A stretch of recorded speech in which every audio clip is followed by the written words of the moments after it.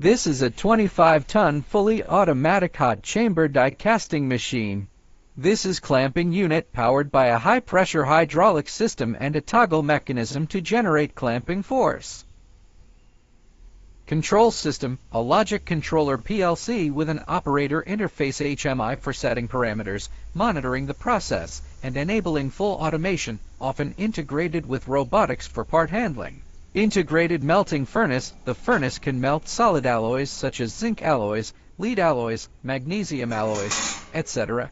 through electric heating, eliminating the need for additional furnace equipment.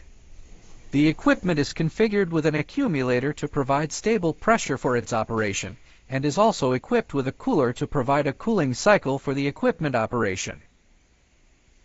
The equipment is equipped with a built-in alarm device. In case of failures during fully automatic operation, it will automatically alarm and stop. The clamping system is controlled by a hydraulic cylinder to provide strong clamping force for the equipment. The solenoid valves, control valves, and electrical components of the equipment all adopt well-known brands to ensure quality and stable operation of the machine.